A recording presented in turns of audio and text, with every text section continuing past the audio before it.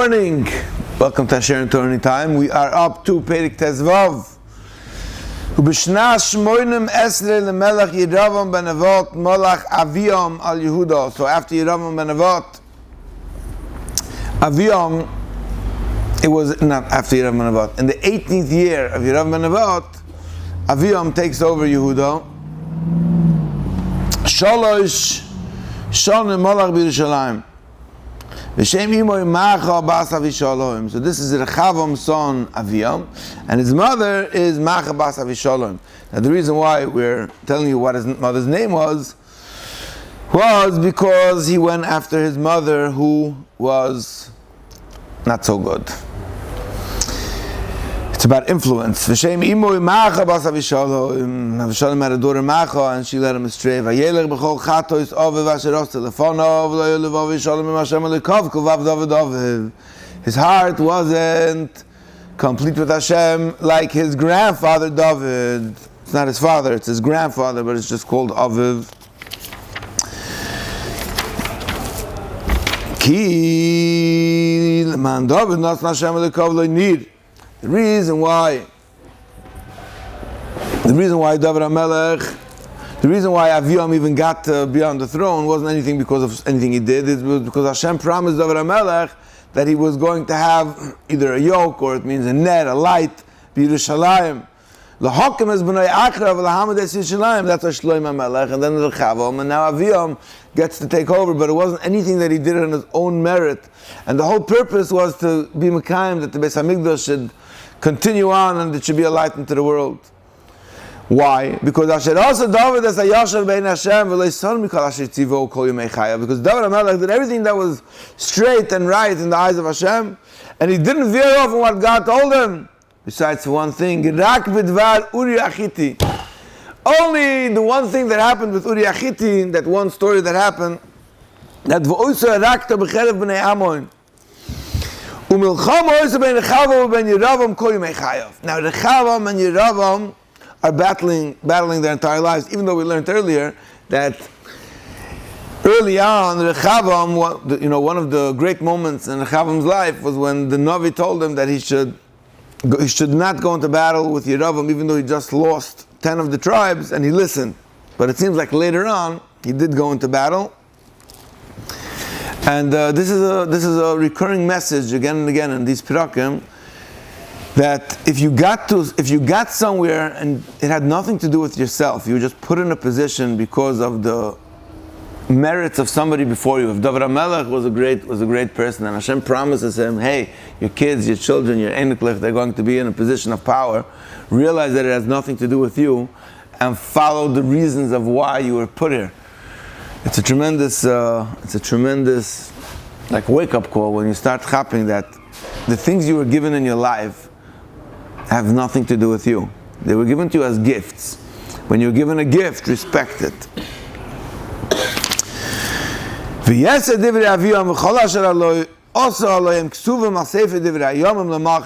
just I want to bring out this nekuda that Melachim is primarily about the kings of Yehuda, not about the Kim Malchei Yisrael. So whenever the Yesed Divrei Aviyam v'chol asher asa Elohim k'suv al sefer Divrei Hayamim l'Malchei Yehuda Melcham ha'oisa ben Aviyam u'ben Yeravam v'yishkav Aviyam v'avoisa v'yikbiru oisa b'yedavid v'yimlech asa b'nai tachtav.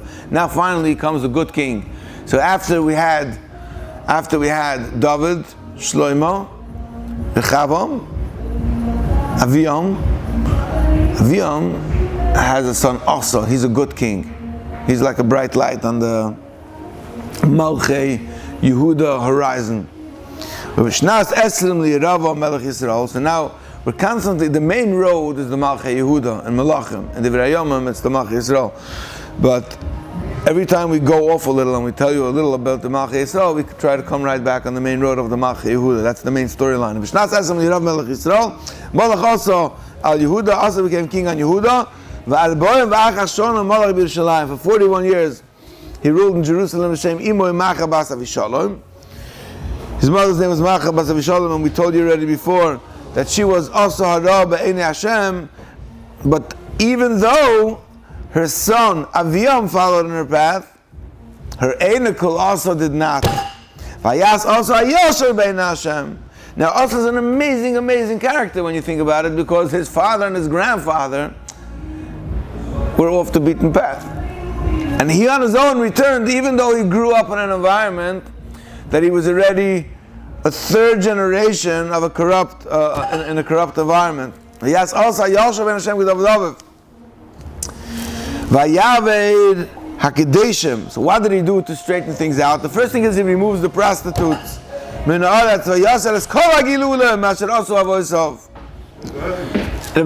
come in like we don't see more spoken about Asa? Asa was like an unbelievable inspirational figure, because he had a father and a grandfather who were off the beaten path, and he on his own, and like took care of it.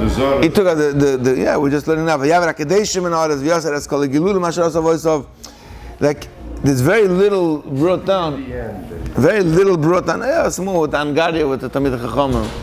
You know what? V'gamas Macha Imoy, and his grandmother Macha, it's not really Imoy, Vayisireo Mikvira, he took her out of a position of power. Asher also saw Mifletzes Lashera, she made these avodah zaros called Mifletzes. So I saw like two types of like a monster. A monster, like a scary imagery, and that would invoke fear in the people. That's one pshat. The other pshat is that it was some type of a sexual avodah zara. Somehow they always come together. The kadeshim and the avodah zara. Somehow there was a merger. Correct. So vayichra is also as meflatsto vayisrev benach al kidron. So he takes these meflatstos, these monster avodah zaras, and he burns it because it's also b'hana, and he spreads the ash in Kidron Valley because it's also b'hana. V'habamos lo yisaru. But the one thing that he didn't change was that the bomos he didn't remove. Now, before the Beis HaMikdash was built, people were allowed to have their own private bomos. But later, you weren't allowed to once it was the Beis HaMikdash, but he still allowed people to keep their private bomos, even though you really shouldn't. But I guess it was too ingrained in society that he didn't believe that he was able to get it out. Huh? It was not determined yet if right. Rak levav also hoyesholim im Hashem kol yomov. But the heart of Asa was one with God kol yomov. Vayove als koche ove v'koche beis Hashem.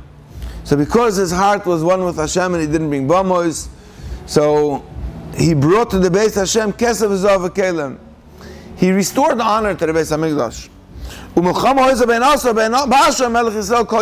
So Asa and Basha, we're going to see about Basha a little later. Basha is the guy who rebels against Yeravam, against Nadav actually. Kol Yemeyam. Vayal Basha Melech Yisrael Yehuda. So Basha becomes king on Yehuda. Vayiven es Harama.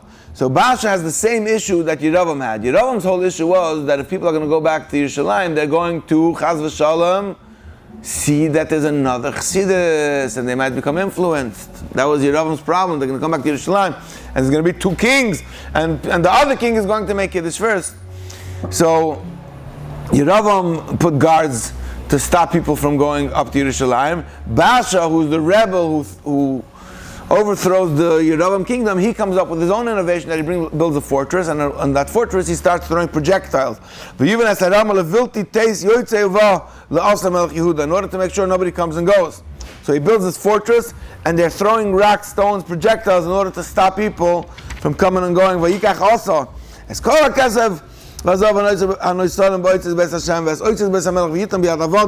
וישלח עם המלך עושה אל בן הדד, בן תמרימון, בן חזיון, מלך ארם, היושב בדמשק, לאמור. So there's an alliance between the king of Damascus, and he wants to shift over the allegiance to himself in order to stop Basha from harassing him. And he tells him, B'riz beinu v'einecho, bein aviu v'ein avicho, hine shalachti l'cha shoichat kesef v'zav. People were very open in those days. They said, I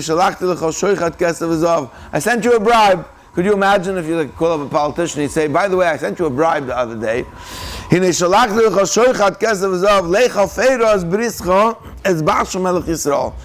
you've been getting along with Basha for a long time, but maybe it's better to do, maybe we can do, I can offer you a better price, maybe I can offer you a better price, come along on my end, I'll pay you off and come along with me. Vayishma ben Hadad el HaMelech also, he listened to him. Vayishlach esari ha'ychayolim ashaloi al ori Yisrael, vayachas iuin ve'ezdon ve'ezevel be'ezmacha ve'ezkol kinrois al kol eretz Naftali. So bottom line is, he starts moving Baasha out of the scene. When Baasha hears that the king of Aram is encroaching in his territory, he stops building this fortress, which was being used to throw projectiles. Goes back to his own home city of Tirza. Now he has a little peace. Also Shmiya as called Yehuda. Now here's where, in one of the places where Chazal say that Asa did something wrong, was that he was his Shmiya al Kol Yehuda Noki. He said nobody's exempt from joining this battle. In the Torah it says that a chasn Noki lebeiso shano achas, that for the first year you're allowed to be at home, and the Talmid Chachamim, you needed people to learn Torah. And we spoke about this already. That Visa Sav Nerama says Shabana Baasha Vim Bas Mamelech also as Gera Ben Yom Vasamitzbo. So he takes apart this fortress, and he uses the supplies or the wood and the stones in order to build up Gera Ben Yom Vasamitzbo. The problem over here was, that's what it says in Pnei Angari B'Talmid Chachamim. That was that he gets a oynish later, because he said Einoki, but in reality, you should have realized that without having people who are learning Torah, you don't have the source of Klal Yisrael. It's like we once spoke about it, that one of the politicians in Eretz Yisrael, a Frag guy, once he was like very supportive of Charedim, and they asked him why he's so supportive of Charedim. They're the parasites of the country, and they don't join the army, and they're just sitting and they're wasting, they're not bringing anything to the economy, etc., etc. So he said that Charedim are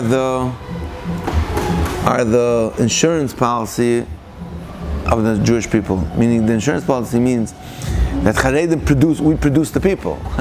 We produce the people, and we produce the wisdom that everything is based off. Now if you don't have, I'm just telling you from an irreligious perspective, that even he comprehended that, just now in the elections, somebody was telling me very interesting, this is the first election in Israeli history where I don't know who won, I don't know if Netanyahu won or not, but the point is that the majority of the government is going to be Shemesh Shabbos. The majority of the new government, the majority of the majority, correct. That means the majority of the new government, that means it's going to be the first time that the majority of a government, of a ruling government, is Shemesh Shabbos. Anyway, the point is that also should have understood that it's not about putting the people to fight. You have to have what to fight for.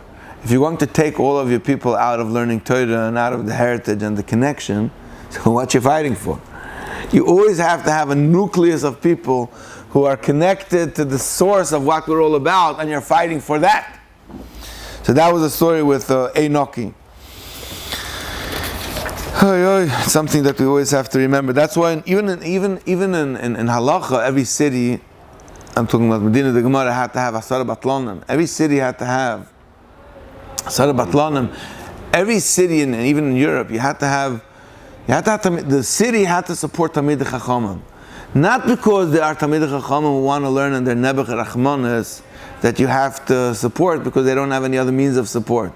Because in order for your life to have any meaning, and in order for you to have any purpose in your life, you have to have the purpose producers. So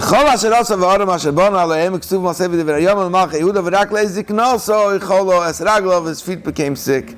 That was the connection. That was the story with his bloated legs. Vayishkov also im avoisov. So now also, the one good king who had, who changed from all of his, from his father and his grandfather, and he took his grandmother out of power, he dies and Yehoshaphat takes over. Now we're going on to the other end of the story, the other side. Nadav ben Yerava of Malach al Yisrael. In a parallel, we're going into the Malach Yisrael for a moment, and we're telling you that he ruled for 2 years. Also Melech Yehudav, v'yimlech al Yisrael shnosayim, 2 years, and v'yasara bein Hashem, and Nadav continued on in the path of, Nadav continued in Yeravam's path. V'yelech b'derech ovav v'b'chatos asher echtis Yisrael. Now we're giving you, you mentioned before there was Basha, and we're telling you who is this Basha guy. V'yikshel of Basha ben Achio lebeis Yisachar. So Basha was somebody from Shevet Yisachar. So Yeravam is a rebel who rebels against the Malchei Beis David. So one generation into the game, Basha rebels against the rebel. So Yeravam is a rebel who has one son. Now Basha rebels against Nadav. Vayikshel of Basha ben Achio lebeis Yisachar v'yaker Basha begifton asher leplishtim v'Nadav v'chol Yisrael tzorem al gifton. Vayimiseyu Basha v'shna sholish l'osam Melech Yehuda vayimlech tachtov. So now Basha takes over. V'hi kemocho, when Basha made the coup and he took over, he goes kol beis Yeravam lahishar kol neshama Yeravam ad shmido kidvar Hashem shadiva biyadav de'achas shloini, where he told them lachein nimevin ra beis Yeravam b'chirati Yeravam mashten b'kir otzer v'otzer Yisrael. Yeravam Achia Shloini told Yeravam that there won't remain even a mashten b'kir. Nobody's going to remain, and that came fulfilled. So Basha knew about the prophecy from Achia Shloini, so he came along and he said, hey, I'm going to fulfill the prophecy of Achia Shloini. They're like, wow, Gewalt. You know, the Rebbe said. So he goes and he decimates and he goes. Did David say the same thing by Novel? The same time?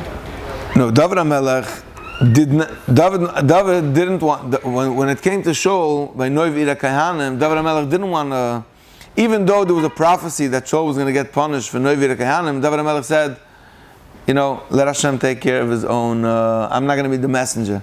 Because at the end of the game, the messenger gets punished. But he wanted to have a win, so he knew that it's a definite win. He knew it's a definite win, and that's what Chazal said. If he would have meant it for the purpose, and he would have changed the ways of Yeravam, then it could have been justified that he was here to eradicate evil. But if you become just as corrupt as the people who you fought against the corruption, so then whatever you did wrong to them is not justified, and you're going to get punished for what you did. Just like we know by Paroi, that, you know, all these Paroi with Mitzrayim, right? The Yidden also had a prophecy that God said that they're going to be in exile. Al chatos Yeravam asher chotav asher hechtis Yisrael b'chas asher hichas Hashem Elokei Yisrael v'yaseh divrei Nadav v'chol asher osa alehem ksuv ma'aseh v'divrei Yamim Malchei Yisrael. And we go right back and we're telling you the end of Nadav. Anything you want to know about them, go in Divrei Yamim, which is designated for the Malchei Yisrael. So this means literally Divrei Yamim, or just means the history books? Divrei Yamim, say for Divrei Yamim. Actually, okay, fill in the details. Divrei Yamim is primarily for the Malchei Yisrael, and Melachim is primarily the storyline of the Malchei Yehuda. Also ben Basha Melech Yisrael Kol Yameim, and Asa was fighting against Basha because Asa knew that Basha was just as corrupted as the Yeravam regime that he took over. Shna Shalish LaAsa Melech Yehuda Malach Basha ben Achia Kol Yisrael B'Sirtza Esem Abashon, 24 years. V'Yasara ben Hashem. Basha does the same corruption that he was fighting against. V'Yelech b'derech Yeravam V'Chatos Yasher Echti Yisrael Chaim L'Chaim.